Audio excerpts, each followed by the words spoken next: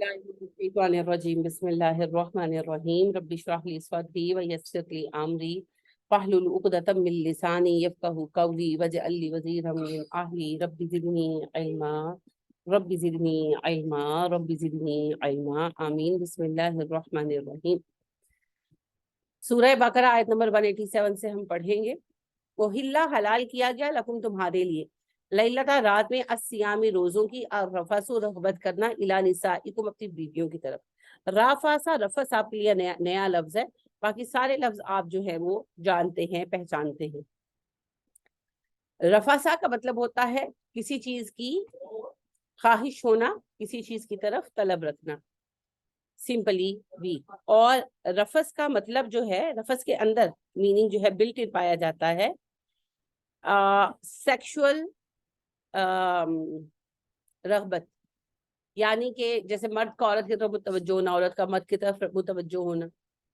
ठीक है, तो इसीलिए अल्लाह ने कहा कि जब एहराम बांध लो तो तुम रफस ना करो, कि सेक्सुअल अराउजमेंट नहीं होनी चाहिए। तो रफस यही मुराद है कि मियाँ बीवी का रमजान की रातों में एक दूसरे की तरफ सेक्सुअली अट्रैक्ट होना हलाल करार दे दिया गया। पहले साल नहीं था, रमजान का जो पहला साल था, रमजान के रोजे मैंने अर्ज किया था 2 हिजरी में फर्ज हुए थे। तो आप सल्लल्लाहु अलैहि वसल्लम ने यानी 9 रमजान अपनी जिंदगी में पाए हैं।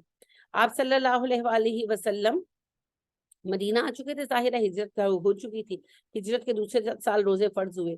तो यहूद में आज भी बाकायदा जो है ना अफ्तारी का टाइम नहीं होता। अफ्तारी हुई, उसके बाद उनके पास एक शॉर्ट टाइम होता है, थोड़ा थोड़ा इन्होंने अपना अपना फर्क किया हुआ है। बाज फिरकों का ये है कि जब तक जागते हैं तब तक, बाज ने अपना टाइम स्पेंड रखा हुआ है आधी रात तक, जैसे ईशा की नमाज का टाइम होता है वो रखा हुआ है। तो उसमें खा पी लेते हैं बस। फिजिकल रिलेशन मियाँ बीवी का थ्रू आउट रोजे जो है उनमें हराम है, और खाने पीना भी सोकर उठकर नहीं खा सकते। ठीक है, थोड़ा थोड़ा मैंने कहा उन्होंने फर्क किया हुआ है। असल ये उसूल तो है इनमें, अल्लाह ने बतौर सजा इन पर सख्ती कर दी कि बाकायदा जो पूरी रात रोजे की रियायत होती है कि रोजा खोल लिया, अब सहरी तक खाओ पियो, वो रियायत इनसे उठा ली गई।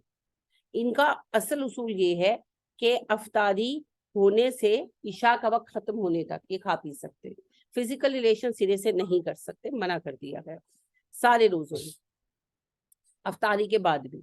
और अफ्तारी भी सिर्फ जो है ये तब तक कर सकते हैं जब तक के इशा का वक्त खत्म नहीं होता। अब वो तो खैर नमाज पढ़ते ही नहीं है, मैं अपने इस हिसाब से आपको बता रही हूँ। तो आधी रात तक, आधी रात के बाद फिर ये खा पी भी नहीं सकते, तो इनका रोजा फिर बहुत लंबा होता है, आधी रात से शुरू होकर रात पड़ने तक, अंधेरा होने तक ये लोग रोजा रखते हैं, हफ्ता पूरा करते हैं।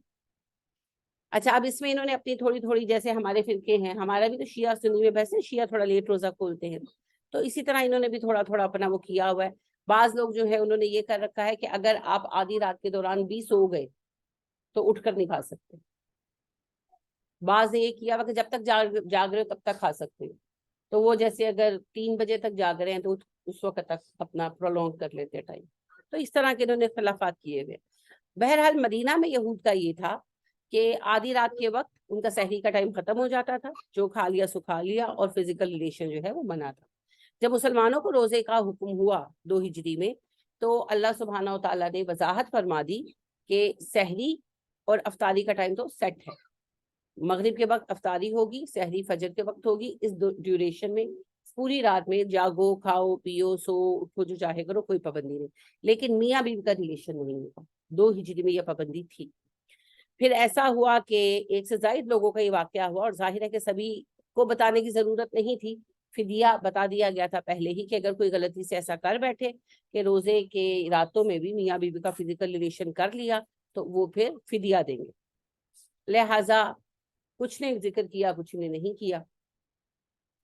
तो फिर अल्लाह सुब्हाना व तआला ने 3 हिजरी में अगले साल इजाजत दे दी, यानी अल्लाह ने सहूलत देने से पहले उस सहूलत की अहमियत सामने रखी ना, कि अगर मैं ये पाबंदी लगा देता तो तब भी तुम लोगों को रोजे तो रखने पड़ते और ये पाबंदी भी झेलनी पड़ती। तो देखो मैंने तुम पर एहसान किया नरमी की और तुमसे ये पाबंदी उठा दी। तो अफ्तारी से लेकर सहरी शुरू होने तक मियाँ बीवी का फिजिकल रिलेशन भी मुसलमानों पर हलाल कर दिया गया, आसानी कर दी गई अल्हम्दुलिल्लाह। असल में यही तरीका रहा है रोजों का। यहूद पर जो पाबंदियां हुई ना, वो तो फिर बतौर सजा बाद में हुई। तो अल्लाह सुब्हानहू तआला ने कहा, मैंने तुम पर हलाल कर दिया रोजे की रातों में अपनी बीवियों की तरफ जिनसी रगबत करना। हुन्ना वो लिबासुन लिबास है लकुम तुम्हारे लिए, व अंतुम और तुम हो लिबासुन लिबास लहुन्ना उनके लिए, वो तुम्हारे लिए लिबास है और तुम उनके लिए लिबास। यानी अल्लाह सुब्हानहू तआला ने मियाँ बीवी का रोल एक दूसरे के लिए वाजे कर दिया। एक तो जाहिरी बात है, लिबास जिस्म को ढांपने के काम आता है, तो मियाँ बीवी दोनों का ये जिम्मा है कि वो एक दूसरे को के ऐब ढांपे, एक दूसरे की कमियां खामियां जो हैं उनका पर्दा रखें। क्योंकि बहुत सारी चीजें जो हमारी जाती होती हैं, कोई भी बुरी आदत, जरूरी नहीं कोई बड़ी बुरी आदत हो, कोई छोटी भी हो सकती है। जैसे किसी को गैस का प्रॉब्लम है, time to time gas release होती रहती है, और कोई ऐसी बात है, कोई सोए में बोलता है, कोई दांत जो है वो रगड़ता है, औरत या मर्द कोई भी, कोई सोए में डर जाता है, इस तरह की चीजें। तो ये बहुत प्राइवेट बातें होती हैं, ये खुद पता होते हैं या फिर मियाँ बीवी जानते हैं। तो इन बातों का इश्तेहार लगाना, इन बातों को लोगों में फैलाना, या उसको मजाक का सबब बनाना, या और कोई ऐसा कोई राज जानते हैं, किसी के जिस्म पर कोई दाग धब्बा है, कुछ भी ऐसा है जिसको वो पसंद नहीं करता कि लोगों को पता चले, तो वो लोगों तक लाना ये बिल्कुल गलत है। और इक्वली दोनों के लिए है। शोहर का जिम्मा है कि वो बीवी की बातें राज रखे, और बीवी का जिम्मा है कि वो शोहर की बातें राज रखे। क्योंकि बहुत सारे पर्सनल राज होते हैं, पर्सनल बातें होती हैं जो मियाँ बीवी एक दूसरे से नहीं छुपा सकते, क्योंकि एक कमरा होता है, एक बिस्तर होता है, तो कोई जान जाते हैं। दूसरी तरफ इसमें एक दूसरे को प्रोटेक्ट करने के अलावा एक दूसरे को ब्यूटीफाई करना भी शामिल है। क्योंकि लिबास क्या करता है, ब्यूटीफाई करता है ना। तो ब्यूटीफाई करना भी शामिल है कि एक दूसरे का साथ दें, एक दूसरे को की अच्छी पिक्चर मुआशरे में पेश करें, और एक दूसरे को संवारने में जो रोल हम प्ले कर सकें वो करें। जेन्युइनली भी एक दूसरे को हम इफेक्ट करते हैं, शोहर बीवी को करता है, बीवी शोहर को करती है, तो एक दूसरे को अच्छा इफेक्ट दें। और दूसरी बात यह है कि लोगों के सामने भी एक दूसरे की अच्छी तस्वीर रखें, जो अपने जाती मसाइल है वो आपस में निपटा। तो हम अच्छा टाइम एक दूसरे के साथ जब गुजारते हैं तो कमरों में गुजारते हैं, तो कोई झगड़ा तो वो फिर अपने कमरे में ही करें, ताकि एक दूसरे का इमेज जो है वो लोगों में अच्छा बने। ये भी जिम्मेदारी में से है। तो सहाबा इस बात की बहुत अहमियत रखते थे और समझते थे। नबी करीम सल्लल्लाहु अलैहि वसल्लम ने फरमाया, बदतरीन शोहर वो है जो बीवी की राज की बातें लोगों में बयान करे, और बदतरीन बीवी वो है जो शोहर की राज की बातें औरतों में बयान करे। तो अपनी इंसान की 100 बातें होती हैं, उन्हें आपस में रखना ये जरूरी है। तो बहुत खूबसूरत अल्लाह सुब्हानहू तआला ने मिसाल दी कि बीवी तुम्हारे लिए लिबास की तरह है और शोहर बीवी के लिए लिबास की तरह है। और बिल्कुल इसी तरह एक और इसका जो अहम बात है, वैसे तो इसमें कई बातें हैं, कई पहलू हैं इस मिसाल के, लेकिन इसमें एक और अहम बात ये है कि जिस तरह जिस्म के साथ लिबास टच करता है ना, अगर जिस्म लिबास जो है वो जानदार हो तो हमारे जिस्म की हर बात जान ले। इसी तरह मियाँ बीवी एक दूसरे की हर बात जानते हैं। मगर जिस तरह लिबास का असल मकसद जो है वो पर्दा पोशी है, उसी तरह मियाँ बीवी का भी मकसद एक दूसरे के साथ देकर जिंदगी को आसान करना, खूबसूरत बनाना है। तो ये वो रोल है मियाँ बीवी का एक दूसरे के लिए, जिसे हमें समझना चाहिए। आजकल खैर ये चीजें थोड़ी बच्चों में कम हो रही हैं। वजह तरबियत की कमी है, बच्चों में भी और बच्चियों में भी। आजकल जो है ना, बड़ी छोटी छोटी बातों पर बाज़ औक़ात बच्चियां, बाज़ औक़ात बच्चे जो हैं वो बर्दाश्त कम हो गई ओवरऑल। तो वो फैमिली में अपनी बातें ले आते हैं, और फिर सब में बैठकर डिस्कस हो रहा होता है, जी ये तो सोता यूं है, ये तो बात यूं करती है, ये तो खाता यूं है, कहीं शोहर कर रहे थे, कहीं बीवी, कहीं दोनों कर रहे होते हैं। तो ये बहुत ही नापसंदीदा बात है। अगर आप साथ नहीं भी रह सकते, फर्ज करें, अल्लाह ना करे, अल्लाह जो शादियां हो आबादी के लिए हो, लेकिन बहरहाल शादी के बाद ही पता चलता है कि हम साथ रह सकते हैं कि नहीं रह सकते। बाज़ औक़ात नहीं रह पाते। इसकी मेरे नज़दीक जो सबसे अहम मिसाल है वो हज़रत ज़ैनब बिन्ते जहश रज़ी अल्लाह ताला अन्हा और ज़ैद बिन हारिसा रज़ी अल्लाह ताला अन्हु। ज़ैद बिन हारिसा रज़ी अल्लाह ताला अन्हु जो थे नबी सल्लल्लाहु अलैहि वसल्लम के खादिम थे, और आपने इनको बेटा बनाया था और बचपन से परवरिश किया था। बेहतरीन इंसान थे, आप बहुत प्यार करते थे ज़ैद से, बहुत ज़्यादा। यानी कि ज़ैद को ज़ैद बिन मोहम्मद कहते थे। तो जब अल्लाह ने हुक्म दिया कि अडॉप्शन नहीं है इस्लाम में, तो फिर आपको दोबारा ज़ैद बिन हारिसा कहने लगे, आपने बेटा बनाया हुआ था। اور زینب بنت جہش جو ہے رضی اللہ تعالیٰ عنہا، یہ نبی صلی اللہ علیہ وسلم کی پھپھو کی بیٹی تھی اور بعد میں ام المومنین بنی، نبی صلی اللہ علیہ وسلم کی بیوی ہیں، ہماری ماں ہیں، تو دونوں بہترین لوگ تھے۔ نبی کریم صلی اللہ علیہ وسلم نے حضرت زید بن حارثہ کی شادی حضرت زینب رضی اللہ تعالیٰ عنہ سے کروائی، خود کروائی، کیونکہ آپ چاہتے تھے کہ ذات پات کا جو سسٹم ہے نا وہ ختم ہو۔ وہ یمن کے رہنے والے تھے اور جو ہیں زینب جو تھی وہ قریشی تھی، تو نہیں دونوں بھی بن پائے، دونوں بہترین لوگ تھے مگر نہیں بن پائی۔ پھر طلاق ہوئی، اللہ نے حکم دیا، خود اللہ نے کہا کہ زید طلاق دے دیں زینب کو اور آپ نکاح کریں زینب سے، کیونکہ عربوں میں اڈاپشن کو ایسے مانا جاتا تھا جیسے سگا بیٹا ہو، تو جس طرح سگے بیٹے کی بیوی سے باپ شادی نہیں کر سکتا، چاہے طلاق ہو جائے، چاہے خدا نہ کرے کہ بچہ مر جائے، بیوہ ہو جائے بہو، شادی نہیں کر سکتا، حرام ہو جاتی، اسی طرح منہ بولے بیٹے کی بیوی کو بھی حرام مانتے تھے۔ تو اس کو ختم کرنے کے لیے اللہ نے حکم دیا اور آپ صلی اللہ علیہ وسلم نے زینب بنت جہش رضی اللہ تعالیٰ عنہ سے شادی کی، بہترین خاتون تھی۔ مگر آپ دیکھیں کہ دونوں بہترین لوگ تھے، زید بن حارثہ بھی اور زینب بنت جہش بھی رضی اللہ تعالیٰ عنہما، لیکن بحیثیت میاں بیوی وہ ایک دوسرے کے لیے نہیں سوٹ کیے، نہیں وہ ایک دوسرے کے ساتھ رہ پائے۔ تو یہ کوئی ہمارے ایک تو ہماری سوسائٹی میں یہ بڑا تصور ہے کہ اگر طلاق ہوئی ہے تو کوئی وجہ تو ہوئی ہی، بھئی وجہ ہے، آپ کو جاننے کی کیا ضرورت، لازماً کوئی نہ کوئی وجہ ہوگی، لیکن یہ ضروری نہیں ہے کہ شوہر ثابت کرے کہ بیوی گندی تھی یا بیوی ثابت کرے کہ شوہر برا تھا، یہ قطعی ضروری نہیں ہے۔ دو اچھے انسان بھی بعض اوقات ساتھ نہیں رہ سکتے، مزاج میچ نہیں کرتے۔ میں خود کئی ایسے لوگوں کو جانتی ہوں جو بڑے دیندار ہیں، بڑے اچھے دین کا کام بھی کر رہے ہیں، پر میرا ان کا مزاج میچ نہیں کرتا، وہ میرے ساتھ کام نہیں کر سکتے، میں ان کے ساتھ نہیں کر سکتی۔ تو ضروری نہیں ہے کہ جو ہمیں جس کے ساتھ میرا مزاج نہیں مل رہا وہ برا ہے، یا جس کو میں اچھی نہیں لگ رہی تو میں بری ہوں۔ ہم ایک دوسرے کے مزاج آشنا نہیں بن پاتے، سمپل۔ تو پہلی بات تو یہ ہے کہ طلاق کا مطلب یہ نہیں ہے کہ ایک پارٹی کو گندا کرنا ہی کرنا، نہیں، بالکل ضرورت نہیں۔ دوسری بات یہ ہے کہ اگر آپس میں نہیں بن پائی، الگ ہو رہے ہیں تو دو مومنوں کی طرح الگ ہو۔ یہ بھی آپ طلاق اور کے ہی قوانین پڑھیں گے، دو مومنوں کی طرح الگ ہو، مرد عورت کو میکسیمم سہولت دے، جو اس کو مالی فائدہ بھی دے سکتا ہے دے، مہر کے علاوہ بھی، اور اس کے بعد الگ الگ ہو جائے۔ اللہ خود کہتے ہیں، اللہ کہتے ہیں نہیں بن رہی الگ ہو جاؤ، میں دونوں کو وسعت دے دوں گا۔ لیکن ہمارے یہاں طلاق کا مطلب ہے تماشا، خاندانوں کی بدنامی۔ اگر لڑکی والوں سے کوئی آ کے پوچھ لے کہ بھئی لڑکا کیسا تھا، ہم رشتہ کر رہے ہیں، تو وہ بتائیں گے کہ دنیا میں اس سے زیادہ برا کوئی بھی نہیں۔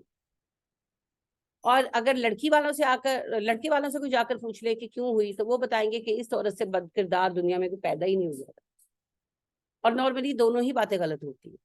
تو یہ اس طرح نہیں کرنا، اگر کوئی شکوہ ہے، کوئی مسئلہ ہے، اسے آپس میں رکھیں، الا یہ کہ واقعی کوئی بات بتانے کے لائق ہو۔ جیسے کوئی خاتون کسی بندے سے اس لیے طلاق لے رہی ہیں تو وہ ہے ہی فراڈیا، یعنی کہ اس کا ارننگ جو ہے وہ فراڈ کرتا ہے، وہ ٹھگ ہے، یہ بتانے والی بات۔ یا اگر اسی طرح خاتون ہیں اور وہ بری ہیں، واقعتاً بری ہیں، تو پھر یہ بتانے والی بات جب آپ سے پوچھا جائے، یہ بھی نہیں کہ جا کے پوسٹر لگوائیں گے۔ اگر کوئی آ کے پوچھتا ہے اور واقعتاً یہ حقیقت ہے تو پھر بتانا فرض ہے، کیونکہ اگلے ایک اور بندے کی زندگی خراب ہوگی، مرد کی یا عورت کی، تب آپ بتائیں۔ اور باقی جھوٹ شخص بولنے کی قطعی ضرورت نہیں ہے۔ تو بڑا ایک خوبصورت واقعہ مجھے لگتا ہے امام نخعی کا، ابراہیم نخعی جو ہیں تبا تابعین میں سے تھے، یعنی صحابہ کے اسٹوڈنٹس میں تھے، تو ان کا بڑا خوبصورت ہے یعنی واقعہ ہے کہ ان کی وائف جو تھی انہوں نے طلاق مانگی، تو کیس چل رہا تھا طلاق کا، تو ان کے ایک جاننے والے آئے ان سے ملنے، تو وہ کہنے لگے کہ آپ اتنے اچھے انسان ہیں تو کیا ہو گیا کہ آپ کی بیوی طلاق لے رہی ہے؟ تو انہوں نے کہا میں اپنی بیوی کی باتیں غیر لوگوں سے نہیں کرتی، چلے گئے، بعد میں طلاق ہو گئی، نہیں جو ہے صلح ہو پائی۔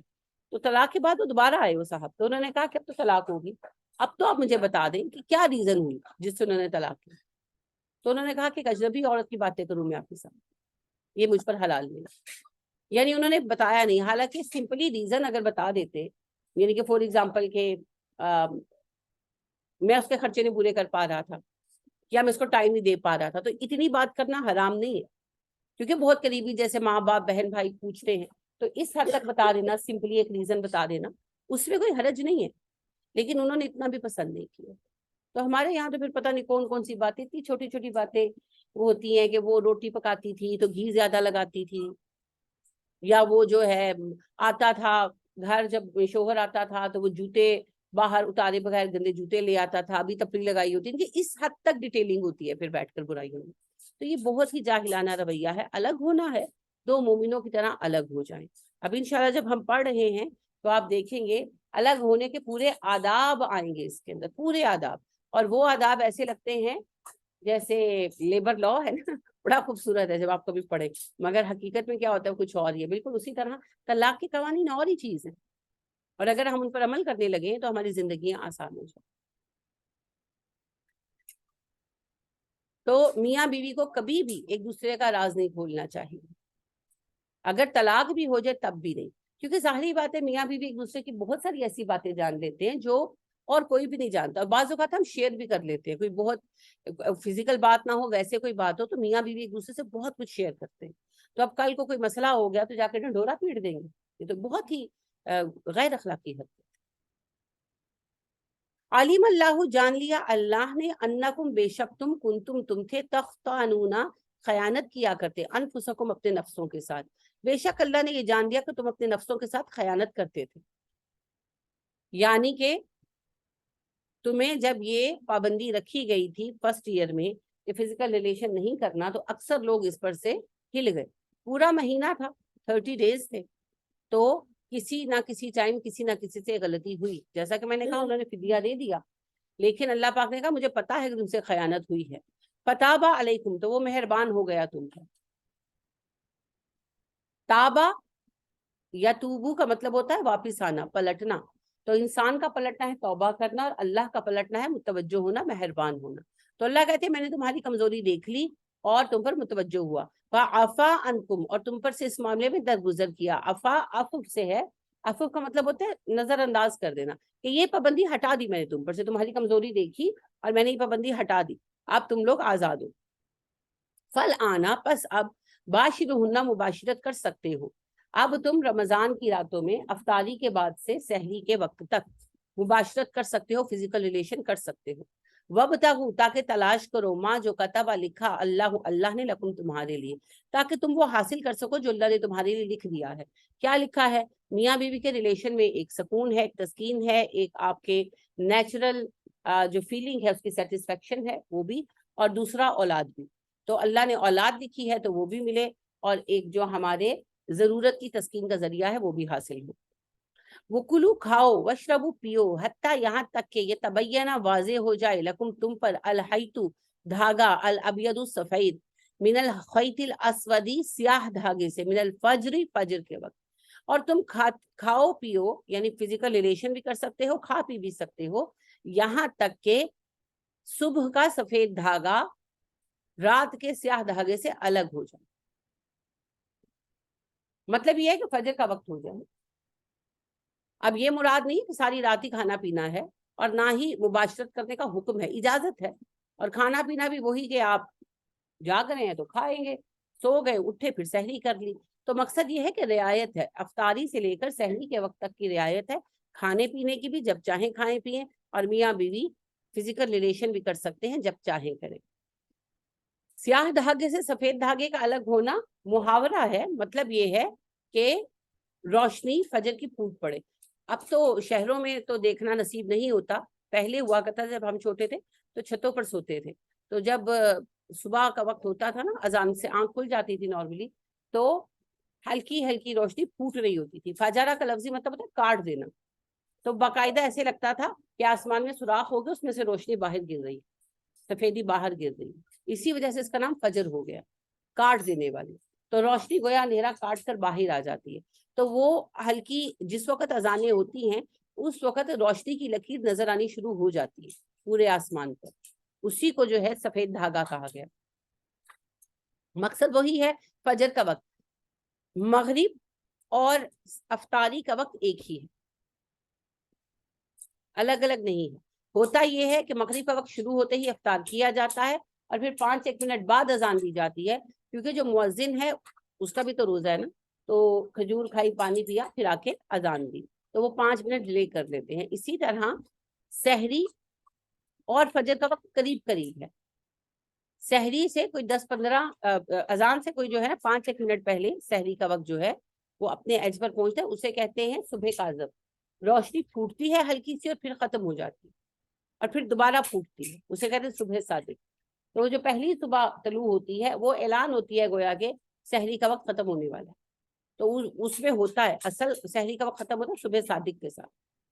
تو جیسے ہی فجر کی اذان ہوتی ہے دراصل سحری کا وقت اس وقت ختم ہوتا ہے، اور وہی بات ہے کہ سحری کے وقت میں اور فجر کی اذان میں 2-3 منٹوں کا فرق پڑنا ہی ہوتا ہے، کیونکہ ظاہر ہے جو مؤذن وغیرہ ہیں وہ بھی سحری کر کے برش وغیرہ کر کے آتے ہیں تو گیپ ہوتا ہے، تو سحری کا ٹائم جو ہے وہ فجر کے وقت کے ساتھ ہوتا ہے۔ یہاں پر یہ بات بھی یاد رکھنی چاہیے کہ جیسے ہی فجر کا وقت شروع ہوتا ہے سحری کا وقت ختم ہو جاتا ہے۔ تو جو ہمارے یہاں زبانی کلامی باتیں ہیں نا کہ جب تک اذان ہوتی رہے تب تک کھاتے رہو، اچھا پھر اپنی اذان ختم ہو جائے پھر کسی اور علاقے کی اذان ڈھونڈ لو، تو ایسے نہیں ہوتا۔ جیسے ہی فجر کا وقت ہوا شروع، سحری کا وقت ختم۔ بس یہ ہے کہ جو بائٹ آپ کے منہ میں آپ کھا لو، ہوتا ہے نا بعض اوقات کہ کوئی لیٹ اٹھا ہے یا ویسے ہی کوئی کھاتا سلو ہے یا اور کوئی ایسی ریزن ہو گئی، غلط ٹائم ہو گیا، نہیں اندازہ ہوا، تو کھانے بیٹھے اور منہ میں نوالا ہے اور اذان ہو گئی ہے، تو جو نوالا منہ میں ہے وہ ختم کرتے ہیں۔ نبی کریم صلی اللہ علیہ وسلم نے کہا کہ اگر تم اذان کی آواز سنو تو جو نوالا ہاتھ میں ہے وہ کھا لو، پانی کا گھونٹ لے رہی ہو تو لے لو۔ یعنی کہ ایسا ہو نا کہ ایک صحابی جو تھے انہوں نے اذان کی آواز سنی تو انہوں نے بائٹ پھینک دی اپنی، تو آپ نے اس سے ان کے منع کیا کہ آپ نے کہا نہیں، جو بائٹ کھا رہے ہو کھا لو لیکن بس اس کے بعد نہیں کھانا، ٹھیک ہے؟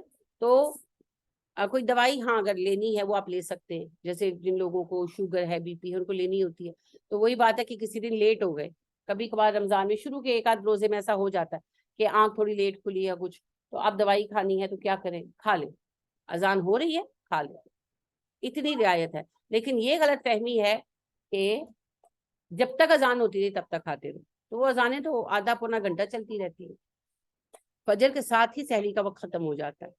اب اگر کوئی جانتے بوجھتے ہوئے کھائی جا رہا ہے، جیسے میں نے لوگوں کو دیکھا جو چائے بہت پیتے ہیں نا، بہت عادی ہوتے ہیں، تو چائے رکھ کے بیٹھ جاتے ہیں، پھر اینڈ میں چائے پیتے ہیں، اچھا اس میں اذان شروع ہو جاتی ہے، بڑے مگی ہوتے ہیں وہ آدھے آدھے بھی پڑے ہوتے ہیں، کوئی گل نہیں، کھا لیتے، اذان ہوتی ہے پھر روزہ نہیں ہوتا، پھر روزہ نہیں ہوتا، کیونکہ روزہ شروع ہونے کے بعد کھائی جا رہے ہیں، صرف مجبوری میں اجازت ہے، مجبوری میں، کہ وہی بات ہے کہ کسی کی آنکھ ہی لیٹ کھلی یا اسے ٹائم کا اندازہ نہیں ہوا، اب دوائی ہے تو وہ آپ کو پتا ہے دوائی منہ میں ڈال کے اوپر سے پانی پی لینا، اتنی کی رعایت ہے۔ تو یہ نہیں کہ اب آپ ساری اذان میں کھاتے رہے۔ تم پھر اتمو تم پورا کرو الصیام روزہ الی اللیل، رات تک، پھر اپنے روزے کو رات تک پورا کرو، یعنی مغرب تک۔ رات کی نماز جو ہے اسلام میں وہ مغرب کی نماز، اور عشاء آدھی رات کی نماز۔ اسی لیے یہ کافی بحث ہے ویسے علماء میں کہ جو شام کے اذکار ہیں وہ عصر میں کے وقت پڑھے جائیں یا مغرب کے وقت پڑھے جائیں، تو بعض جو ہیں وہ عصر کے قائل ہیں، بعض مغرب کے قائل ہیں، کسی بھی ٹائم آپ پڑھ لیں گے انشاءاللہ برکت تو حاصل ہوگی۔ تو دونوں گروپس کے اپنے اپنے دلائل ہیں کہ جب نبی کریم صلی اللہ علیہ وسلم نے شام کا لفظ استعمال کیا اور نماز کا ساتھ لفظ کہ عشاء یا عصر نے، عشاء تو ہو ہی نہیں سکتا، مغرب یا عصر نہیں کہا، تو پھر علماء میں یہ بحث ہے کہ شام کی نماز عصر قرار پائے گی یا مغرب قرار پائے گی۔ تو دونوں گروہوں کے اپنی اپنی دلائل ہے، یہ میں اس لیے بتا رہی ہوں، کبھی آپ کے سامنے بحث آ جاتی ہے، آپ کوئی عصر کے وقت بیٹھ کر پڑھ رہے ہیں اور وہ مغرب کو مانتے ہیں شام کی نماز، تو کہیں گے آپ تو غلط ٹائم پہ پڑھ رہے ہیں، اور اگر آپ مغرب کے وقت پڑھ رہے ہیں تو عصر والے آپ کو ٹوک دیں گے۔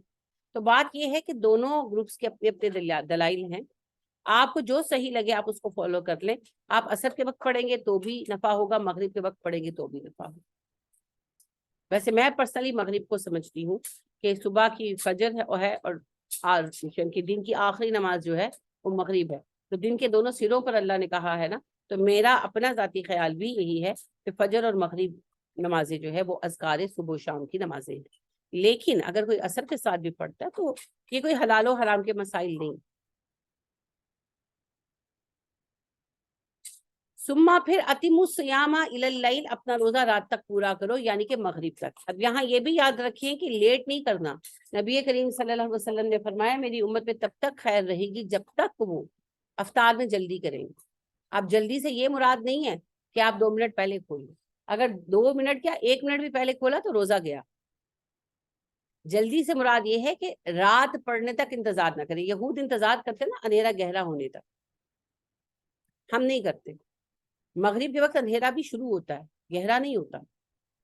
تو اس وقت آرام سے بیٹھ کر جب مغرب کا وقت شروع ہو جائے تو افطاری کر لیں. اب اس میں دو باتوں کا دھیان رکھنا چاہیے.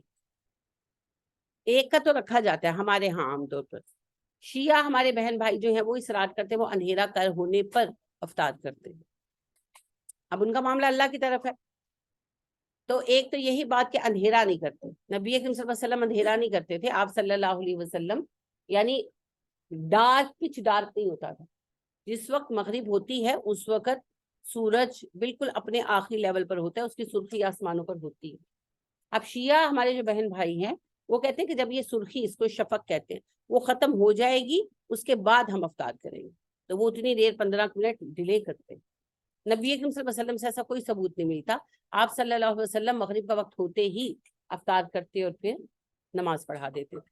اچھا, دوسری بات جس کو میں نے کئی لوگوں میں پایا ہے کہ یہ غلطی ہوتی ہے کہ وہ ٹیبل پر بیٹھ جاتے ہیں نا, اور پھر ابھی وقت ہونے میں 40 منٹ سیکنڈز باقی ہیں, منٹ نہیں سوری سیکنڈز باقی ہیں, 50 سیکنڈز باقی ہیں, اور کوئی گل نہیں. نبی صلی اللہ علیہ وسلم نے کہا چھیتی روزہ کھول لو. نہیں, ٹائم سے پہلے کھولنے کا نہیں کہا. اگر آپ ٹائم سے 1 منٹ پہلے بھی کھولیں گے تو روزہ نہیں ہوگا, کمپلیٹ نہیں ہوگا. تو جب وہ ٹائم ہو جائے تب کھولیں.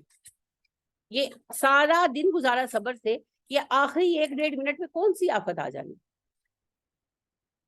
تو یہ خیال رکھنا چاہیے, ٹائم پورا کریں, ٹائم پر چلیں. ولا اور نہ تباشروہن, تم مباشرت کرو, وانتم جبکہ تم ہو عاکفون اعتکاف کرنے والے, فی المساجد مسجدوں میں, اور تم مباشرت نہ کرنا اپنی بیویوں سے جبکہ تم مسجدوں میں اعتکاف کر رہے ہو. یعنی کہ ویسے تو روزہ دار کو اجازت ہے کہ جب وہ افطاری کر لے تو افطاری سے سحری تک کھانا پینا اور میاں بیوی کا تعلق حلال ہو گیا.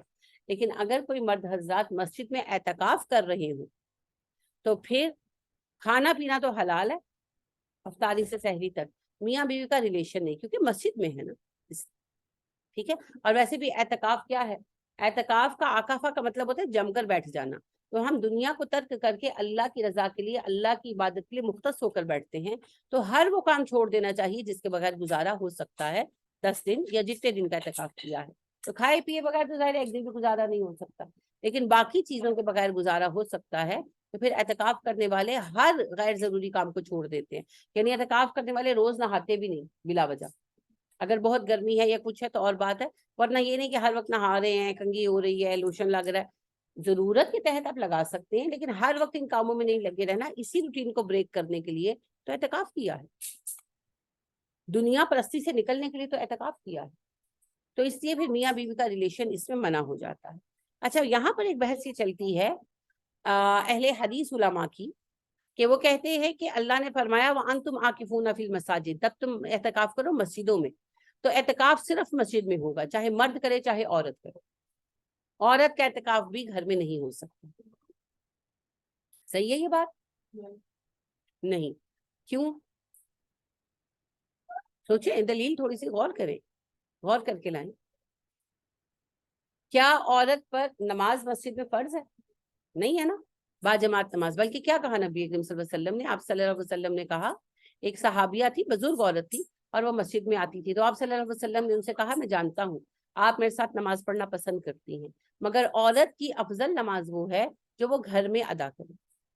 مسجد کی نماز سے افضل مرد کی افضل نماز ہے جو وہ مسجد میں ادا کرے, لیکن عورت کی افضل نماز وہ ہے جو مسجد کی بجائے گھر میں ادا کرے, اور اس سے افضل وہ ہے جو وہ گھر کے صحن کی بجائے کمرے میں ادا کرے, اور کمرے سے بہتر وہ ہے جو وہ اپنے اندرونی کمرے میں ادا کرے.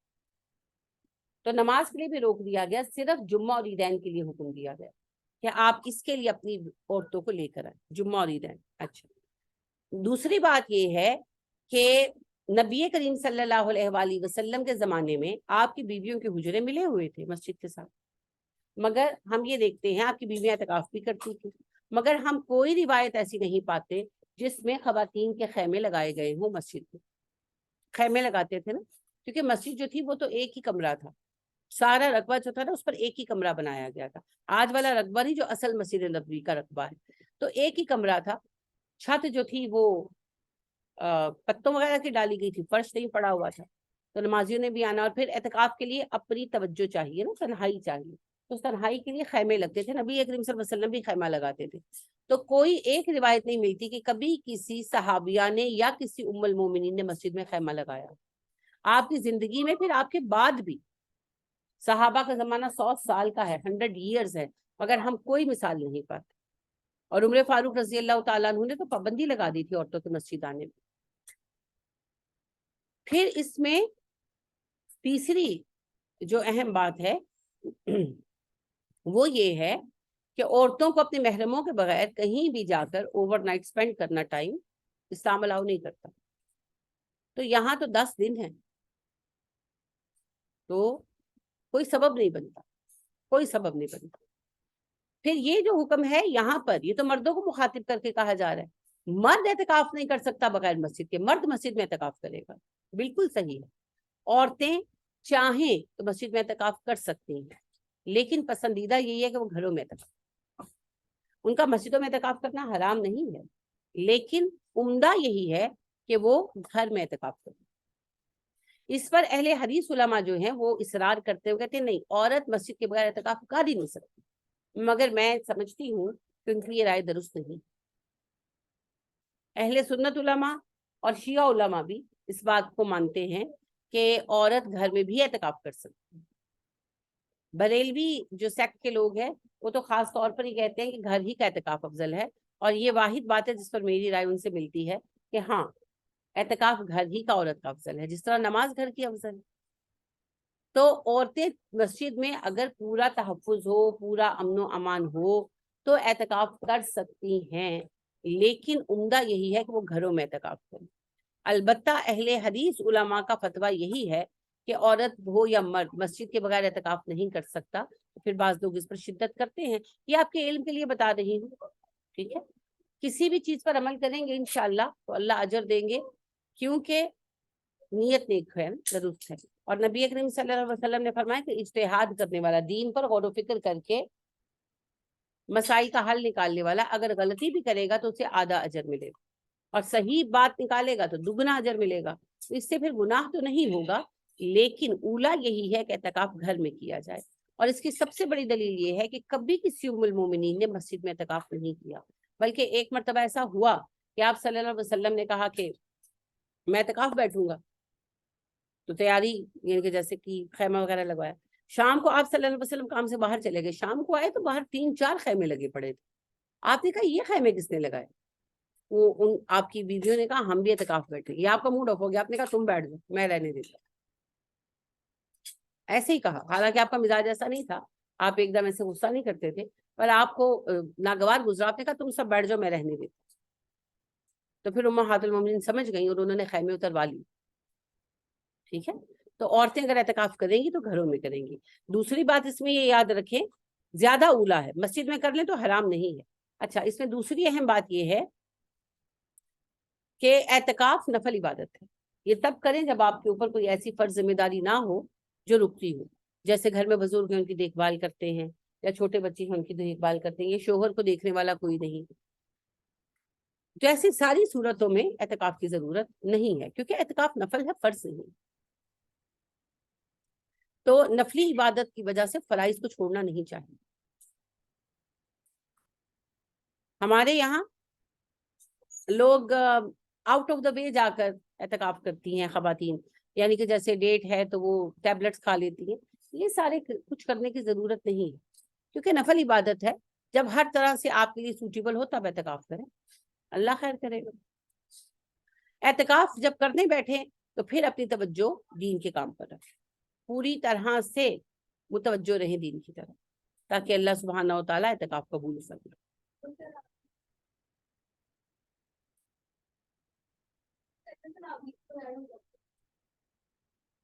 ویسے تو یہ سوال آؤٹ آف سلیبس ہے ابھی, لیکن نہیں جی, تراویح کے بغیر روزہ ہو جاتا ہے. رمضان کے دن کی عبادت روزہ ہے اور رات کی عبادت تراویح. تو تراویح نہ پڑھنے سے روزے پر کوئی اثر نہیں آتا. البتہ یہ ہے کہ قیام اللیل رمضان کا ضائع کرنا بڑی محرومی کی بات. نبی کریم صلی اللہ علیہ وسلم نے ہمیں تاکید کی کہ ضرور قیام اللیل کرو, چاہے 2 رکعت کرو. اور اللہ نے یہ آسانی دی کہ باقی 11 مہینے یہ اصول ہے کہ تہجد تبھی ہوگی جب آپ سو کر اٹھ کر پڑھیں گے. اس میں آسانی تھی کہ عشاء کے ساتھ ہی پڑھ لو تاکہ سبھی قیام اللیل کر لیں. نبی کریم صلی اللہ علیہ وسلم 11 مہینے عشاء کے بعد سو جاتے تھے, پھر آدھی رات میں اٹھ کر تہجد پڑھتے تھے. رمضان میں آپ صلی اللہ علیہ وسلم عشاء کے ساتھ نفل پڑھتے تھے اور پھر سو جاتے تھے, پھر سحری میں اٹھتے تھے. تو یہ اس لیے ہے کہ چلو جو سارا سال نہیں کرتا, ہم جیسا سست ہے, نہیں اٹھ پاتا, تو پھر وہ کم از کم اس مہینے میں قیام اللیل کرے. تو نہ کرنا بڑی محرومی کی بات ہے.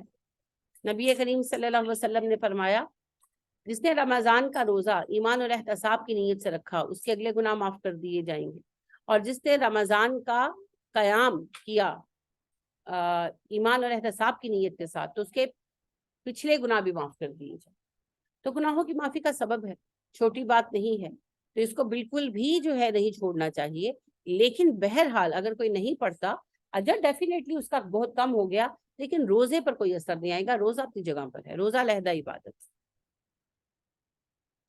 اللہ کہتے تلکا حدود اللہ فلا تقربوها, یہ اللہ کی حدیں ہیں, ان کے پاس نہ جانا. کیا ہے جی اللہ کی حد؟ اللہ کی حد یہ ہے کہ روزے کے دوران اگر آپ اعتکاف کر رہے ہیں, اچھا روزے کے بغیر بھی اگر اعتکاف کر رہے ہیں, روزہ رمضان میں تو اعتکاف کرنا سنت ہے نا, اگر کسی نے کوئی منت مان لی یا ویسے کسی وجہ سے اعتکاف کر لیا, تو جب اعتکاف کریں گے مرد حضرات تو مساجد میں کریں گے, عورتیں کریں گی تو چاہے گھر میں کریں چاہے مسجد میں. جب اعتکاف کر لیا تو پھر اس حالت اعتکاف میں میاں بیوی کا ریلیشن جائز نہیں. حالت اعتکاف میں بلا وجہ کا ملنا جلنا بھی جائز نہیں. یہ کوئی مجبوری ہے تو آپ مل سکتے ہیں, بات کرنا حرام نہیں ہے, کوئی ضروری کام ہے تو جواز ہے, مل سکتے ہیں. لیکن یہ نہیں کہ جو بھی آیا ہے اب وہ اندر آ گیا, ہر کوئی آ رہا ہے, ہر کوئی بیٹھ رہا ہے, اس سے جو ہے احتراز کرنا چاہیے. ویسے ملا جا سکتا ہے, حرمت نہیں ہے. تو اللہ کی حد یہ ہے کہ حالت روزہ میں فجر سے لے کر مغرب تک کھانا پینا اور میاں بیوی کا رشتہ منع ہے. افطاری ہونے سے فجر تک آپ کے پاس وقت ہے, کھا پی بھی سکتے ہیں, میاں بیوی کا ریلیشن بھی بالکل جائز ہے. اور اس کی ایک اور حد یہ ہے کہ اگر اعتکاف کریں گے تو حالت اعتکاف میں کھانے پینے پر پابندی نہیں ہے, لیکن میاں بیوی کا رشتہ جو ہے وہ جائز نہیں رہے گا, یعنی ریلیشن نہیں کر سکتے, بات چیت کر سکتے ہیں. اچھا یہ بھی اعتکاف کی جو ہے نا تکلف ہے بے وجہ کا, لکھ لکھ کر پرچیاں دیتے ہیں نا, نہیں اس کی ضرورت نہیں ہے, بات کر سکتے ہیں. ٹھیک ہے, بے وجہ باتیں نہیں نا کرنی کہ آپ یہ آپ لیٹ سپوز آپ کو کچھ چاہیے, آپ کہہ سکتے ہیں اگر کوئی روٹی چاہیے, کچھ چاہیے, آپ آواز دے سکتے ہیں. بس آپ ریسیپی نہ بتانے بیٹھ جائیں گے, اینج پکائیں تے اونج کریں تے ہے کری, وہ غیر ضروری باتیں ہیں. ٹھیک ہے. اچھا اگر کالی لی تو کیا ہوگا؟ کالی لی تو کیا ہوگا؟ کچھ نہیں ہوگا, اجر کم ہوگا, بس اعتکاف ٹوٹ نہیں جائے گا. بات کرنے سے اعتکاف نہیں ٹوٹتا.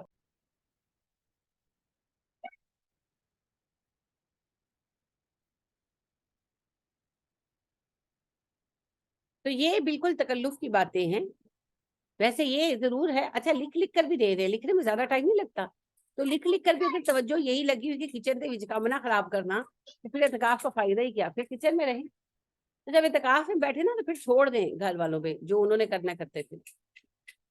کون سے 10 دنوں میں لوٹ مچ جانی ہے, کچھ نہیں ہوتا. لیکن بہرحال آپس میں بات چیت کر سکتے ہیں, کوئی ایشو نہیں ہے. بلا وجہ روز روز نہیں نہانا چاہیے, البتہ بہت گرمی ہو تو نہا بھی سکتے ہیں بیچ میں 2-3 دفعہ, ضرورت کے مطابق ہے نا. گرمی کی شدت کتنی ہے, یہ نہیں کہ اتنے پسینے آئیں کہ ساتھ والوں کی زندگی جیرن ہو جائے, اپنی جیرن ہو جائے. عبادت کے لیے بیٹھے ہیں تو نہ تو یہ ہو کہ بس تکلفاً نہا رہے ہیں کہ بس مجھے تو عادت ہے, میں نے تو روز نہانا ہے, ٹائم ویسٹ ہوتا ہے نا, وہ اس سے بچے. اور دوسری طرف یہ ہے کہ یہ بھی نہیں کہ جی ہارٹ اٹیک آ جائے گرمی کی شدت سے تو آ جائے, میں تو نہاؤں گا نہیں, یہ بھی نہیں ہے.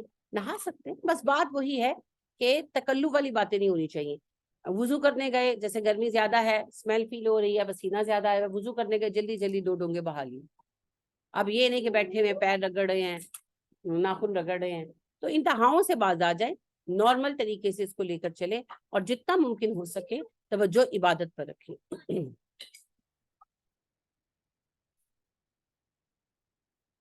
اچھا جی, اب اللہ نے کہا یہ میری حدیں, میری حدوں کے پاس نہ جانا. توڑنا تو دور کی بات ہے, پاس بھی نہ جانا. کذالک اسی طرح یبین اللہ واضح کرتا ہے اللہ آیاتی ہی اپنی آیتیں للناس لوگوں کے لیے. اللہ ایسے ہی اپنی آیتیں لوگوں کو واضح کر کر کے بتاتا ہے. लअल्लहुम यत्तकून, ताकि वो बच सकें। किस बात से बचे? हदूद तोड़ने से बचे। तो सबसे ज्यादा अफसोस मुझे रोजे के लिए होता है, दो तरफ से हम रोजा खराब करते हैं। एक यही कि सहरी खा रहे हैं, अजान होगी तो रुक ही नहीं रहे। अच्छा सहरी खा चुके हैं, लेकिन आप पानी का ग्लास भर के रखा होता है, अजान शुरू होती है तो पीते हैं। भाई ये क्या बात है? आप 1 मिनट पहले पिए, आप 1 मिनट बाद में पिए, दिन में प्यास तो लगनी लगनी है, क्योंकि रोजा है गर्मी का। अभी रोजे अब देखे सर्दी की तरफ आ रहे हैं तो नहीं लगनी प्यास। जो शदीद रोजे थे वो गुजर गए। उसमें वही बात है कि आप सारी रात जाके पानी पीते हैं, रोजे में प्यास लगेगी लगेगी, क्योंकि गर्मी है भाई, जून जुलाई की गर्मी है। अच्छा, तो इसी तरह से चाय वालों का मसला होता है कि वो चाय अपनी एंड पे रख देते हैं। मेरी बड़ी बहन सारी उम्र करती हैं, अब उन्होंने अपनी आदत चेंज की है समझाने पर। तो एंड पे रख देनी है, रखी रहनी है। इनके एक कप पी लेना, एक रख लेना, एंड पे पीऊंगी।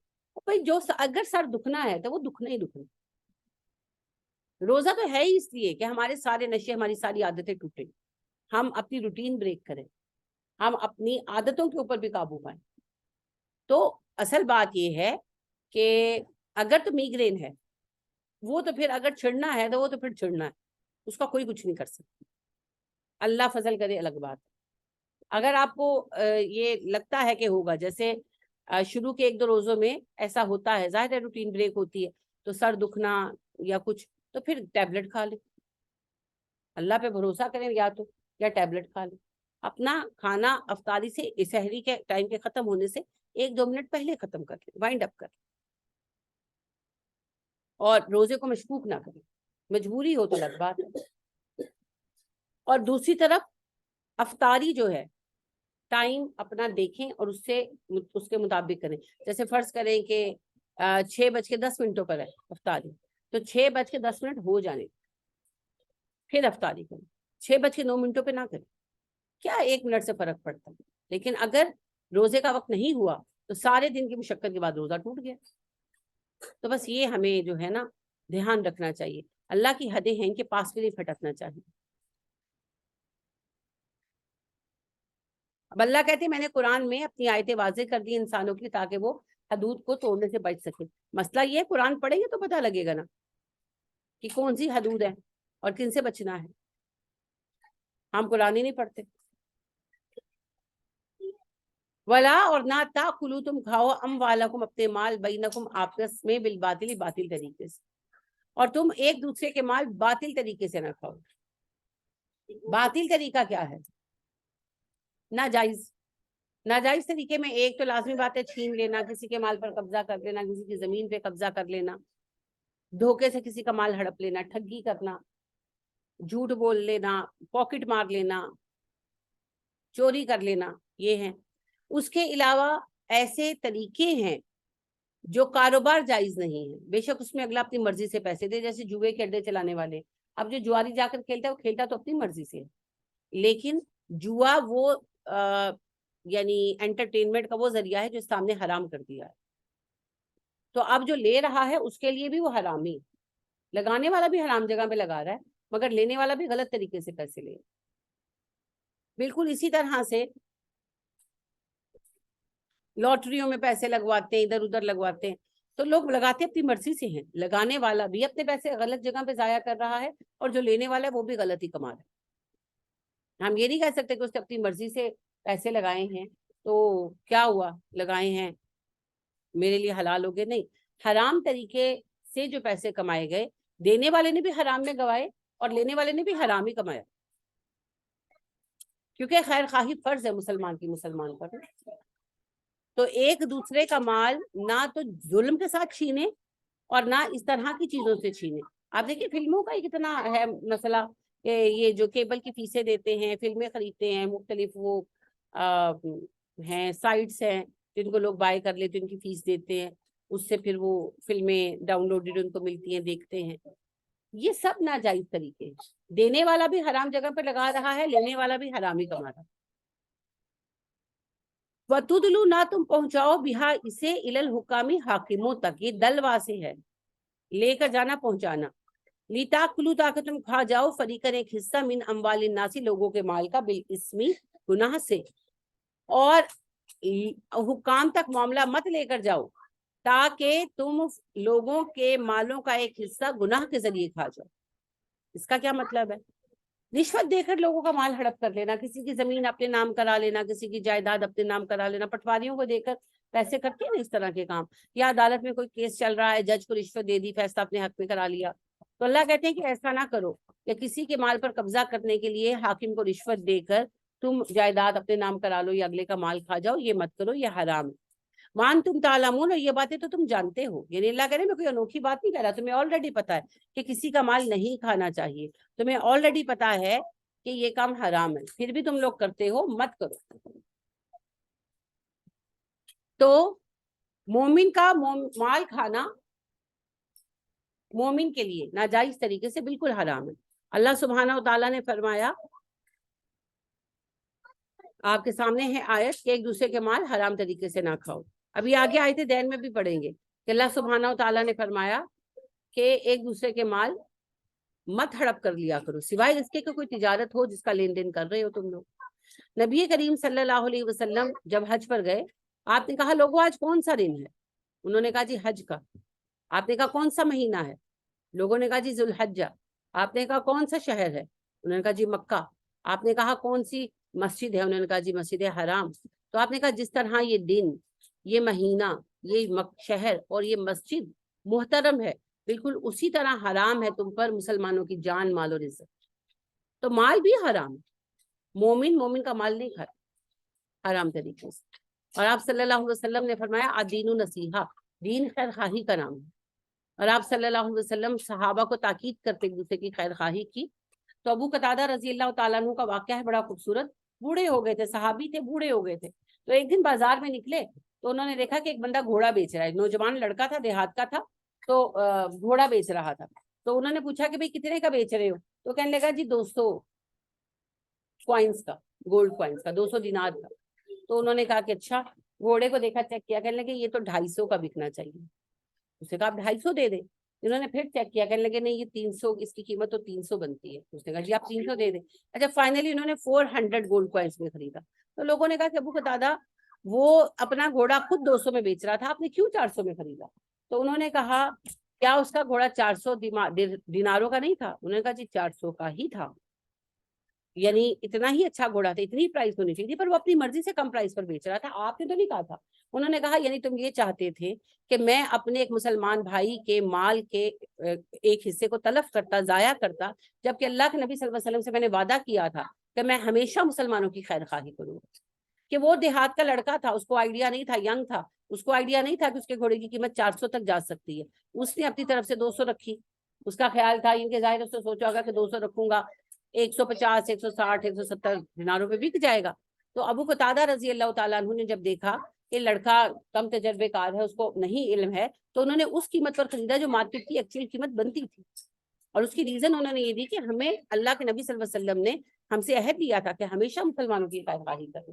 تو میں دیکھ رہا ہوں کہ ایک بچہ نہ تجربہ کار ہے، نہ تجربہ کاری سے اپنا مال ضائع کر رہا ہے، تو میں اس کا مال لوٹ لوں. یہ مسلمانوں کا کردار. اور ہم تو ہر طرف سے بے وقوفیاں کرتے ہیں. یعنی کہ اگر پھل تولنے والا ایک پھل اٹھا کے ڈالے گا نا تو وہی کر آ کے کہاں سے نکلے گا، ہے نا. اور عجیب عجیب طریقے سے فراڈ کرتے ہیں، چھوٹے چھوٹے فراڈ کرتے ہیں. مجھے تو یہ سمجھ نہیں آتی بنتا کیا ہے. جیسے کپڑا ناپیں گے نا تو ایسے کھینچ کر ناپیں گے، تو اینڈ پہ نا وہ 2-2.5 انچ کم نکلتا ہے. ان اللہ کے بندوں کا تو کچھ بھی نہیں بنتا. تو جو بیچاری خواتین ہیں ان کی شلواریں تھوڑی تھوڑی جو ہے نا وہ تنگ ہو جاتی ہیں. تو اس طرح کی بے وقوفانہ حرکتیں کرتے ہیں. کیا بنتے ہیں ان چیزوں کے ساتھ؟ تو بس اللہ ہی خیر کرنے والا ہے. تو مومن کو مومن کا مال صرف جائز اور حلال طریقے سے کھانا چاہیے، کسی ناجائز طریقے سے نہیں کھانا چاہیے. تو ابھی تو خیر انٹرنیشنل لیول پر جو ہے دھوکہ بازی اور فراڈ ہے. نبی کریم صلی اللہ علیہ وسلم نے قیامت کی نشانیوں میں بتایا تھا کہ انٹرنیشنل لیول پر، بین الاقوامی سطح پر جو ہے نا بددیانتی پھیل جائے گی. تو اب ہم دیکھ رہے ہیں نا کرپشن کا لیول وہ ہو گیا کہ سمجھ نہیں آتی کہ بندہ کس کو کہے، کیا کہے، کیسے کہے، سمجھ میں نہ آنے والی باتیں. اللہ رب کریم ہم پر احسان فرمائے اور اللہ ہمیں صحیح اخلاق عطا کرے. کوئی بھی مومن کا مال ہو، کوئی بھی مال ہو، بلا ضرورت استعمال نہیں کرنا چاہیے، بلا اجازت استعمال نہیں کرنا چاہیے، اور مال کا لین دین باہمی رضامندی کے ساتھ ہونا چاہیے. مال میں پیسے کے علاوہ اشیاء بھی شامل ہے. ہمارا تو یہ حال ہے. میں لائبریری گئی اور میں نے بک بورو کی اور مجھے اس میں ایک ایسے چاہیے تھا, اس کے بارے میں ڈیٹیل چاہیے تھی ایک ٹاپک. جب میں نے کھولا تو اس کے پیج ہی کٹے ہوئے تھے. انا للہ و انا الیہ راجعون. کیا علم خاک سیکھیں گے, کتاب کے وہ پیج ہی کوئی پلیٹ سے کاٹ کر لے گیا تھا. کیا کہنا ہے کسی کو؟ جب ہمارا یہ حال ہوگا, ہم حکمرانوں کو باتیں کرتے ہیں. میں یہ نہیں کہہ رہی کہ حکمرانوں کو بات نہ کریں, مگر مسئلہ یہ ہے کہ ہمارا حال یہ ہے کہ مسجدوں سے جوتے اٹھائے جاتے ہیں, لہٰذا لوگ تھیلوں میں ڈالتے ہیں. پانی کی کولر لگواتے ہیں نا, تو وہ گلاسوں کو نا وہ زنجیر ڈال کے, چین ڈال کے, گلاسوں کو, لوٹوں کو چین ڈالنی پڑتی ہے. تو وہاں پھر حکمران ایسے ہی آئیں گے. ہم میں سے یہ ہے حکمران جس کو جتنا موقع ملتا ہے, جسے ڈالا لوٹنے کا موقع ملتا ہے وہ ڈالا لوٹ دیتا ہے, جسے ریڑھی لوٹنے کا موقع ملتا ہے وہ ریڑھی لوٹ دیتا ہے. انہیں خزانہ لوٹنے کا موقع ملا وہ خزانہ لوٹ رہے ہیں. تو مسئلہ تو یہ ہے کہ اوپر سے نیچے تک ہم سب کرپشن کا شکار, ہم سب کہیں نہ کہیں جھوٹ بولتے, ہم سب کہیں نہ کہیں فراڈ کرتے, اکثریت ایٹ لیسٹ. تو ہم اگر سب بدلیں گے نا تو چیزیں بدل جائیں گی انشاءاللہ. تو ابن انشا جو ہیں ایک رائٹر ہیں اردو کے بڑے معروف, پاکستان بننے کے بعد بطور سفیر جو ہے وہ بھیجے گئے آسٹریلیا. تو وہ کہتے ہیں کہ وہاں پر ٹریول کر رہے تھے ہم, تو خود کار بسیں تھیں, آٹومیٹک بسیں تھیں, تو وہ پیسے ڈالتے تھے تو ٹکٹ نکل آتا تھا. تو کہتے ہیں میرا جو ساتھی تھا, یہ کہ وہاں جو بندہ ان کو دیا گیا ساتھی کے طور پر, تو کہتے ہیں ہم بس پر چڑھے, اس نے 2 کوائن ڈالے, ٹکٹیں لی اور کھڑے ہو گئے, ہم بیٹھ گئے. تو کہتے ہیں میں نے اس کو کہا کہ کبھی ایسا ہوا ہے کہ کوئی جو ہے نا وہ ٹکٹ لیے بغیر سفر کرے؟ کہتے وہ حیران ہو گیا, کہنے لگا تمہارا کیا مطلب ہے, ٹکٹ لیے بغیر کوئی کیوں سفر کرے گا؟ کہتے میں چپ کر گیا. کہتے تھوڑی دیر چپ رہا, پھر اس نے مجھ سے پوچھا کیا تمہارے یہاں لوگ بغیر ٹکٹ کے سفر کرتے ہیں؟ کہتے میں نے کہا ہاں لوگ کر جاتے ہیں.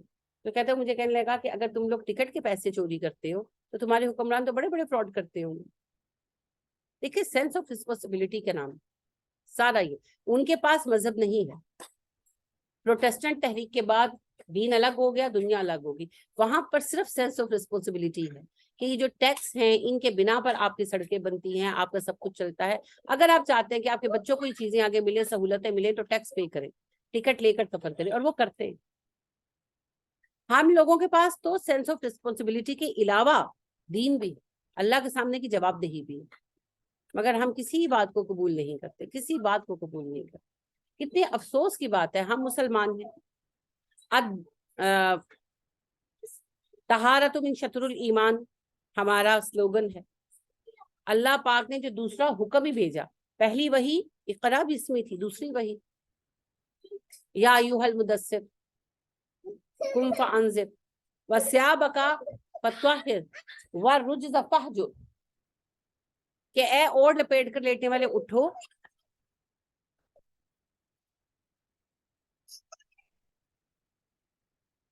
اپنے رب کی ہدایت سے لوگوں کو آگاہ کرو, اپنے کپڑے پاک رکھو اور گندگی سے الگ رہو. یعنی کہ پہلا حکم جو آیا علم کا آیا, اور دوسرا حکم طہارت کا آیا.